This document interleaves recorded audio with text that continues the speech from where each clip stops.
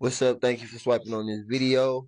It's your boy Jones here with the Sinners Breakdown. I was very fortunate to go see it the day it came out, and it was beautiful. It was a dope movie. And it was a stressful movie. I'll say that much. As a black man watching a film like that, it was a little stressful. You know what I'm saying? Because all right, let's just get into it. We got Michael B. Jordan playing in the dual role as Smoke and Stack. You know what I'm saying? They go by the Smokestack twins.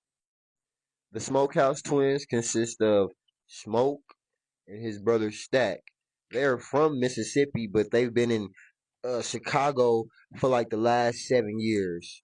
The movie doesn't specifically say what they were doing, but trying to make a better way for themselves.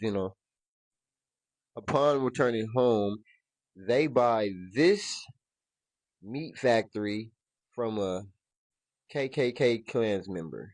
But they don't know that it's a KKK Klans member because they plan to double back and kill the twins. But that's later on in the film. And upon the brothers returning, one of the first people they go and pick up is Sammy. Sammy is the preacher's son. And Sammy has a very unique voice, a very deep but beautiful voice. And that's like the tale of the story or movie. Certain people have such beautiful voices that they're able to talk to ancestors from the past and or future, and bring them all together. And the vampires, they want that because when you become a vampire, your soul becomes stuck in that body and you become stuck in time. So basically, you can't cross over and ever be with your loved ones. But if you kill somebody with a beautiful voice like that, they can bring your ancestors from your past, present, or future to you. So they wanted to kill him basically. This is Remick.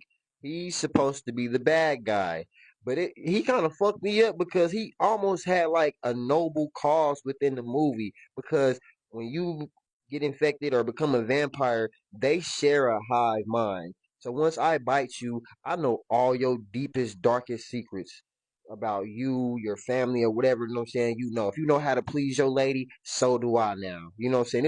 It was some real freaky shit going on or whatever. But basically, hold on, let me show y'all even better. Okay, you got Bert, which is basically vampire number two, and you have Joanne, which is basically vampire number three. They were the first two that Remick, the main vampire, killed and like incorporated into his little gang or whatever. You know what I'm saying?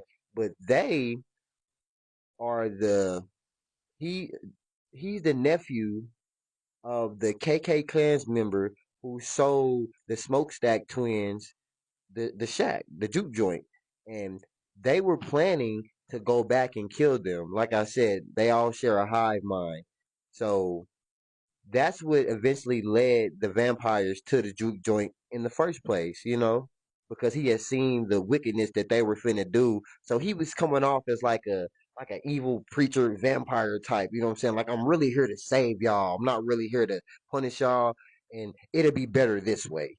Type of duality. This is Mary. This is Stack's love interest throughout the film. I guess basically he really does love her, but he treats her like shit because of the fact that she looks white. Back in them times, you can't be with no white woman just thinking you finna be living your best life. Hell no. So he kind of was mean to her and really pushed her away to honestly keep her safe, because that could get her killed too. You know what I'm saying? White men back then, they ain't like that shit. Not at all. So they have a love hate duality, but it was all from a place of compassion, most definitely. I guess we'll talk about Cornbread too. He didn't really do too much in the film, but die. You know what I'm saying? He was the doorman, you know what I'm saying, the muscle or whatever. He didn't do a good job at watching the door. Say that much.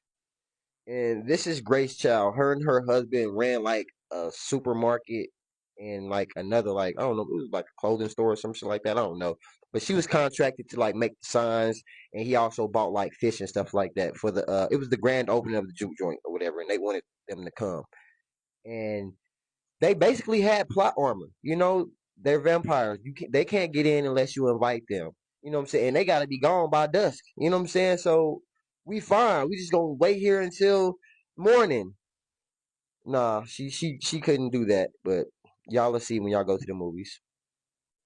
And Miss Perline, this is the preacher boys, Sammy's love interest throughout the film. He meets her somewhere like near the train station or whatever. And yeah, they kind of kick it off, and he invites her to the little juke joint for the grand opening. And yeah, she got a husband and all, but she out and about, so she ends up coming to the little juke joint, and that's how she gets tied up into everything. I'm sorry, I cannot find a good center's picture for her. So Miss Winomi was actually Smoke's love interest throughout the film, and they got freaky. Cover your children's eyes. Like really, that was kind of crazy. But they had a kid together, and I'll let you just watch that part and learn about that. But that's who she is, and she's picked up throughout the film because they want her to actually cook, like for the party and stuff like that. She's a real good cook, and she also does with like spiritual type of voodoo type of stuff like that. She's very religious and stuff. Okay, so boom, the sage is dead. We all here, we all partying, we locked in, and ain't nothing here but black people. Next thing we know, we got some vampires, white vampires walking up, and they want to come join the party. Michael B. Them, they like, y'all got some money? They like, yeah. But they like, what y'all way out here for? You know what I'm saying? And they just like, oh, we just here to play music and stuff like that. Da da da da da. They think about it, and they like, nah, y'all go on up off the road. You know what I'm saying? Go back to the city or whatever. You know what I'm saying? And then um Stack or Smoke tells Cornbread, don't let them in. They weird, obviously. Long story short, they not making a lot of money tonight, you know what I'm saying? And Smoke is kind of looking into the future like, hey, y'all, we can't be doing IOUs and shit like that with these people or whatever. So Stack sends his love interest outside to basically talk to the white people because she's a little bit light skinned or whatever. Well, she's wanting to do this. She's offering her assistance, and she goes out there and talks to them and gets bit. You know what I'm saying? And then comes back in freely. Next thing we know, her and Stack is in the back room because she freaky as hell now. She's a vampire. They fucking or whatever. You know what I'm saying? The preacher's son comes and looks. They fucking. I'm gonna just give y'all some time. Smoke like, where the fuck is Stack at? I told you go get Stack. So he go get him. He opened up the door. His brother is getting eaten alive. And the movie jump off from there. After that happened, they basically send everybody out. Like y'all gotta go, party over, party over. But everybody that they sent outside died. And now they outside waiting to get back in. You wanna know how they got back in? I ain't gonna say no names. Now two brothers are left fighting. One's evil, one's good. I'm not going to tell you which one actually won. I think you should figure that out yourself. Remick got Preacher Boy on the ropes and is like basically about to kill his ass. But he saved at the last moment. I'm not going to tell you who even saved this guy because it's like, you need to watch that. But it's like, it's unexpected. It's a lot of twists and turns. The movie is a 99. Must go watch in the theaters.